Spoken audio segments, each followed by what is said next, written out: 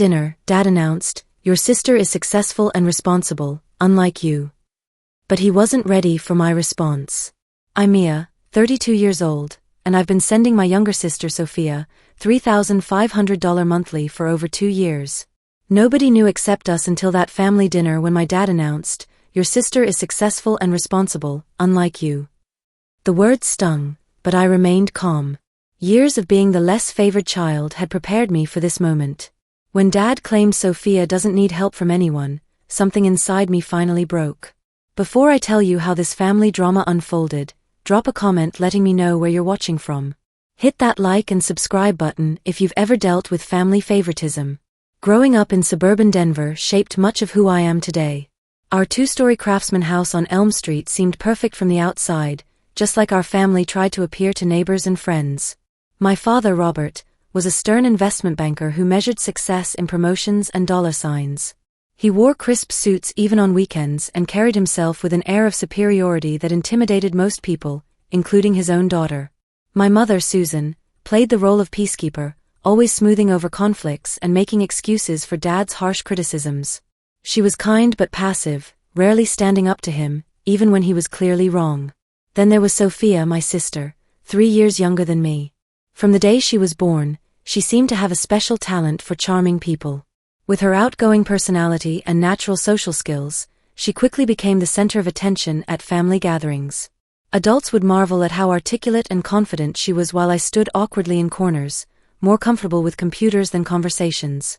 What no one seemed to notice was how Sophia manipulated situations to her advantage.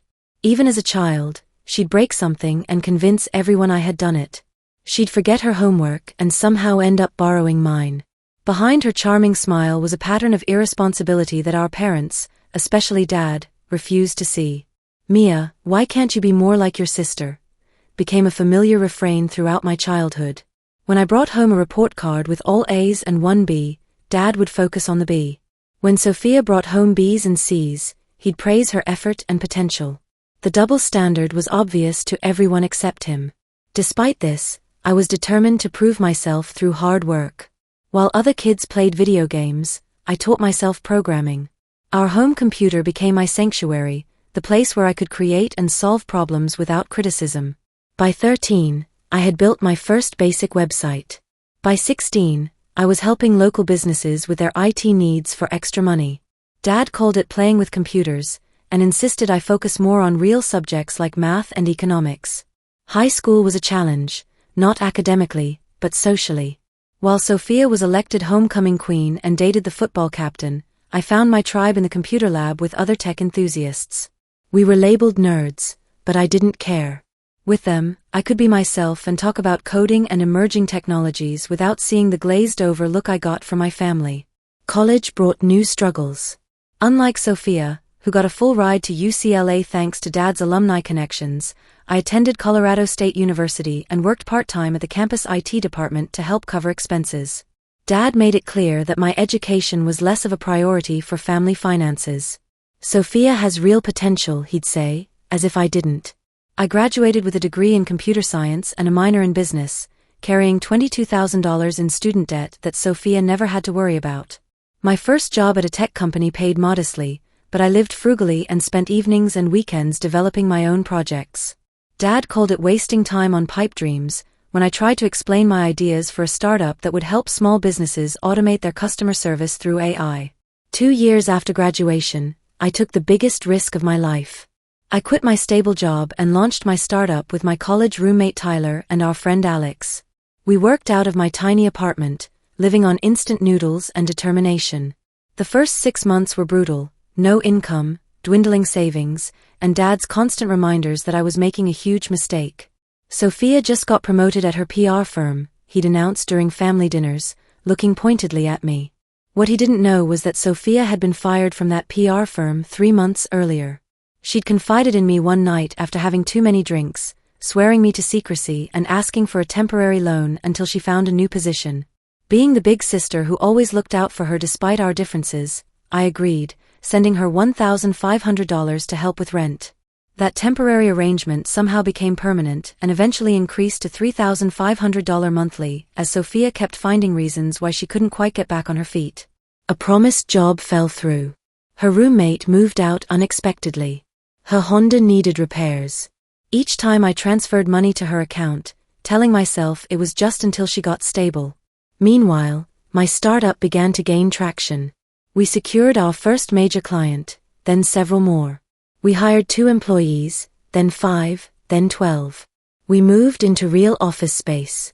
But at family gatherings, my achievements were footnotes, while Sophia's fabricated career success took center stage.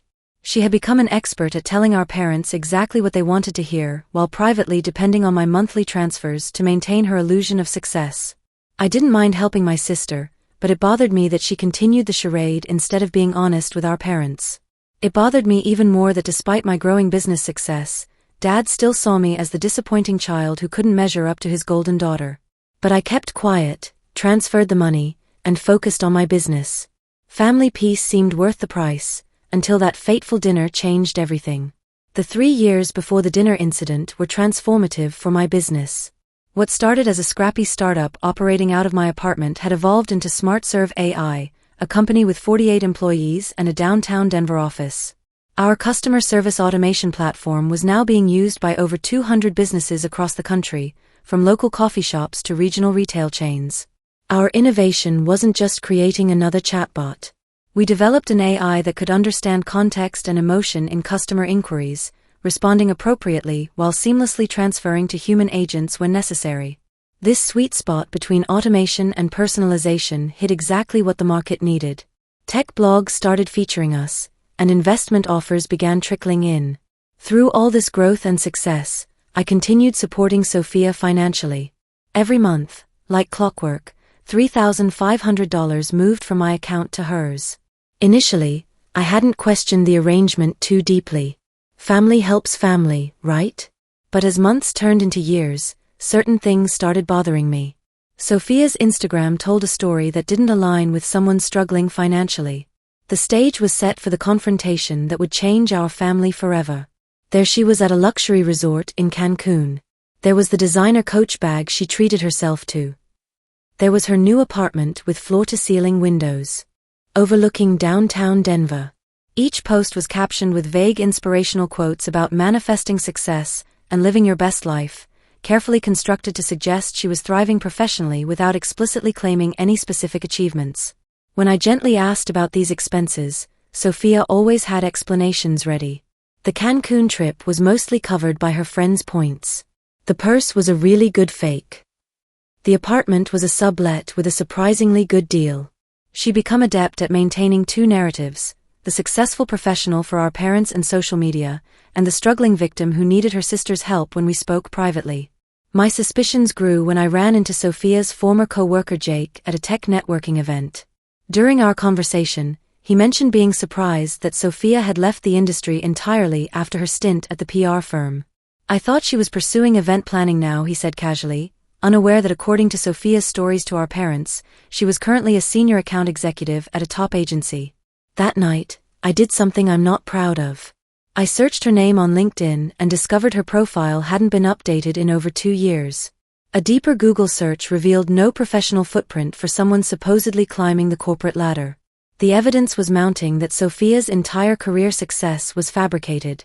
Still, confronting her directly was difficult.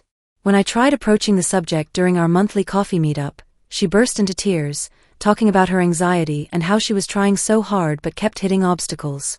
She promised she was close to landing something big that would finally let her stand on her own feet. Like many times before, I backed off, transferred the money, and hoped she was being truthful this time. What Sophia didn't know was that supporting her was becoming increasingly stressful for me. While my business was growing, we were also reinvesting heavily in development and expansion. There were months when I paid my employees before paying myself, months when I dipped into my personal savings to make sure Sophia got her money on time.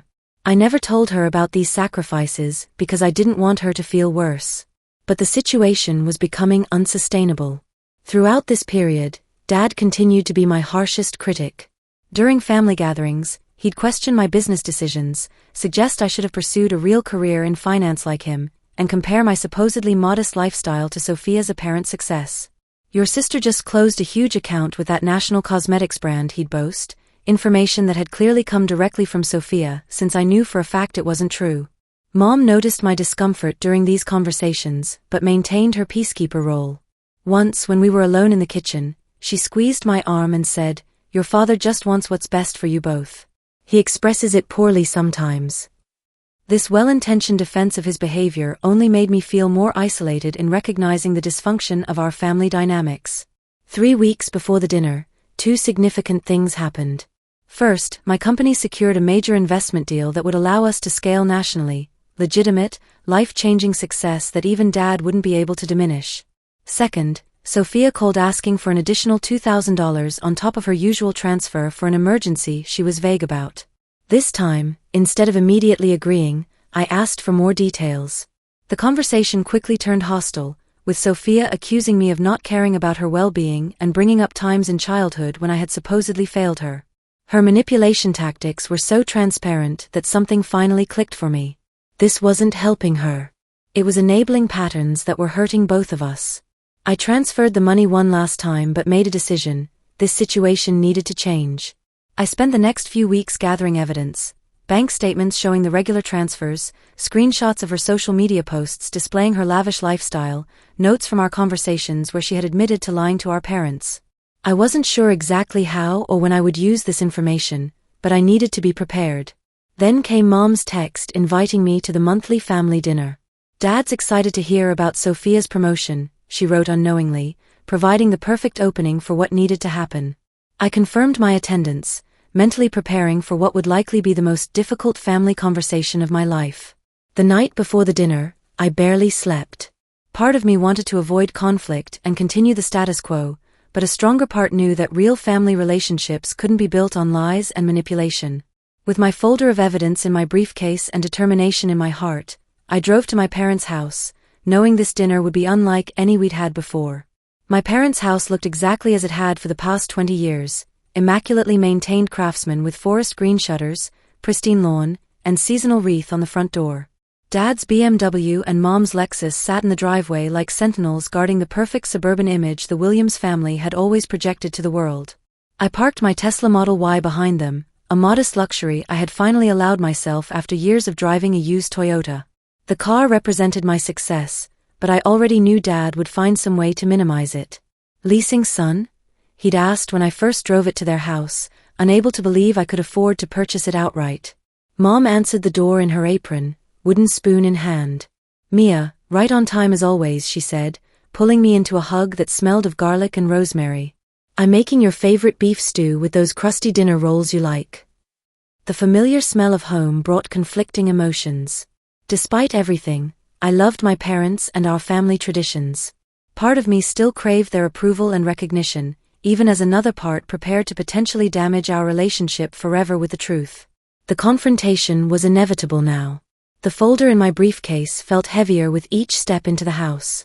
Dad was in his usual spot in the living room, reading glasses perched on his nose as he reviewed some financial document. He looked up briefly when I entered. "Mia," he acknowledged with a nod before returning to his papers. No hug, no questions about my drive over or how I was doing. His emotional distance had been so constant throughout my life that I barely noticed it anymore. During appetizers, a cheese plate with varieties I had introduced to the family but that Mom still credited Sophia with discovering, my sister dominated the conversation with carefully crafted stories. She described pitch meetings with clients who didn't exist, colleagues who were fictional, and projects that never happened. I watched my parents hang on every word, their faces glowing with pride. "So, enough about my boring work stuff," Sophia finally said, taking a deliberate sip of wine. "The real exciting news is my promotion. Senior Account Manager at Summit Marketing Group." Mom gasped with delight while Dad reached over to squeeze Sophia's shoulder. "That's my daughter. Always knew you'd climb the ladder faster than most." "Congratulations," I said, meeting her eyes directly. "Which agency is this with again? You move around so much I lose track." A flash of panic crossed her face before she recovered. "Still with Summit, Mia. Been there almost a year now." The agency existed, but I knew from my research that they had no record of employing Sophia Williams. As we moved to the dining room, Dad continued his praise of Sophia's career trajectory. Senior Account Manager at 29, That's practically unheard of in marketing. This was when he made the announcement that would change everything. You know, Dad said, swirling the remainder of his wine, I've been thinking a lot lately about you two girls and how differently you've turned out. He set his glass down with deliberate precision. Your sister is successful and responsible, unlike you, Mia. The table fell silent. Even Sophia seemed surprised by the directness of his attack, though I caught the slight upward curve of her lips before she arranged her face into a more appropriate expression of discomfort. Dad continued, warming to his theme. Sophia has always understood the value of traditional career paths, of making connections with real people instead of hiding behind technology. Look at her, senior account manager already, respected in her industry, financially independent. Mom placed her hand on his arm. Robert, maybe this isn't the time. He shrugged her off. No, Susan, they're adults. We can speak plainly. He turned back to me. Mia, I've tried to guide you towards sensible choices your whole life, but you insisted on your own path. That's your right. But don't expect me to pretend your sister hasn't made objectively better decisions. I sat perfectly still, feeling a strange calm descend over me. This was it. The moment I'd been waiting for without realizing it. Sophia stands on her own 2 feet, Dad declared with finality. She doesn't need help from anyone. That's the difference between you two. Always has been. The folder sat heavy in my lap as I looked directly into my father's eyes. Perfect, I said quietly. My $3,500 monthly transfers to Sophia end today. The words landed like a bomb. Dad's fork clattered against his plate. Mom froze with her water glass halfway to her lips. And Sophia's face drained of all color. What are you talking about? Dad demanded, looking between us. Sophia recovered quickly, forcing a laugh. Mia's just being dramatic. She helped me with rent once or twice when I was between jobs last year, making it sound like some ongoing thing. I opened the folder and placed the first bank statement on the table. 2 years and 4 months of transfers. Every month, without fail. $3,500 from my account to Sophia's. Dad stared at the statement, then grabbed it to examine more closely, his investment banker instincts kicking in despite his shock. This could be for anything. Business arrangement, loan repayment. I placed another statement on the table, then another, and another. A steady rhythm of evidence spanning back over 2 years. There's more. Text messages where Sophia admits lying to you about her career. Screenshots of her social media showing purchases made with my money while claiming financial hardship to me. Sophia's composure cracked entirely. He's twisting things. Yes, she helped me sometimes, but not like she's making it sound. I pulled out my phone, opened my banking app, and slid it across the table. Check the transaction history yourself, Dad. You're the financial expert. Tell me what you see. His hands trembled slightly as he took the phone, his face darkening as he scrolled through month after month of identical transfers. This is absurd, he muttered, but his voice lacked conviction. Sophia, explain this. My sister's eyes darted between us, calculating her best move. She opted for tears, a strategy that had served her well throughout our childhood. I was going to pay her back, she sobbed. It was just temporary until my career stabilized. Mia offered to help. I didn't ask her to. Actually, you did, I corrected gently, pulling out printed copies of text messages. Here's where you asked for $1,500 initially. Here's where you requested an increase to $2,500. And here, just 3 months ago, where you pushed it to $3,500. Mom had her hands over her mouth, tears in her eyes. Sophia, is this true? Have you been lying to us about your job?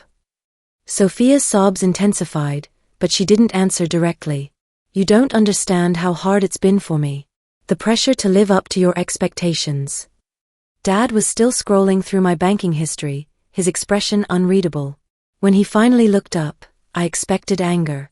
But what I saw instead was something I rarely witnessed on my father's face, confusion. But you told us you were senior account manager, he said to Sophia, his voice unnaturally quiet. You said you landed the Wellness Plus account last month. I'm on track for that promotion, Sophia amended between sobs. And we're pitching Wellness Plus next quarter. I was just, anticipating success. Lying, I translated. The word you're looking for is lying, Sophia. That's enough, Mia. Dad snapped, defaulting to his protective stance toward Sophia despite the evidence. The truth was finally out, but the real reckoning was just beginning. No, Dad, there hasn't been miscommunication. I felt strangely liberated speaking truth after years of silence. Sophia hasn't held a steady job in over 2 years. She was fired from Sterling PR for missing deadlines and has been bouncing between temporary positions and unemployment since then. Meanwhile, she's been presenting herself as a rising star to you and Mom while depending on me financially to maintain the illusion. The weeks following that dinner unfolded like the aftermath of a storm, destruction visible everywhere, but also the first tentative signs of new growth emerging from the cleared ground. Sophia alternated between angry tirades and tearful pleas, with occasional periods of silence that coincided with Dad taking her side in family discussions. But gradually, something shifted. 10 days after the confrontation, she texted, "Can we meet for coffee? Just us. No drama, I promise." At that neutral cafe, sitting across from my sister, I witnessed something I'd never seen before, genuine vulnerability. "I'm angry at you," she admitted. "But I'm also angry at myself, and at Mom and Dad. This whole situation is making me look at things I've been avoiding for a long time." She confessed her terror of failing, how Dad's favoritism had become a crutch preventing her from developing actual skills, and how she'd been jealous of me for as long as she could remember. "You've actually built something real, on your terms. Do you know how terrifying that is to watch when you're someone who's only good at playing parts other people write for you?" Dad's transformation was perhaps the most surprising. During a lunch at his preferred steakhouse, he struggled to find words for an apology. Eventually, he shared something about his own father, a man who believed there was no room for weakness in a Williams man. Any mistake or emotion was met with consequences. "I swore I'd never be that kind of father," he said. "That I'd never raise my hand to my children. And I kept that promise." He paused. "But I've been realizing there are other ways to damage your children. Ways that might be less visible but just as lasting." 6 months after the dinner that changed everything, I stood in my company's new downtown office, watching employees fill the expanded space. SmartServe AI now had 63 team members and clients across 4 countries. My phone buzzed with a text from Sophia. "Got the promotion. Assistant marketing manager, starts next month. Small raise, but mostly just happy to be moving up legitimately this time." I typed back, "Congratulations. Hard work paying off. Proud of you." And I meant it. That Thanksgiving, as we gathered around the table, Dad stood to make his traditional toast. "I want to express my gratitude for many things this year," he began. Then, turning to me with genuine warmth, "Mia, your company's success has been remarkable, but more impressive has been your integrity and determination. You built something meaningful on your own terms, and I couldn't be prouder." The words I had waited a lifetime to hear were finally spoken, not because I had conformed to his expectations, but because he had expanded his vision to recognize my genuine achievements. Sometimes the hardest conversations lead to the most meaningful connections. The truth had set us all free.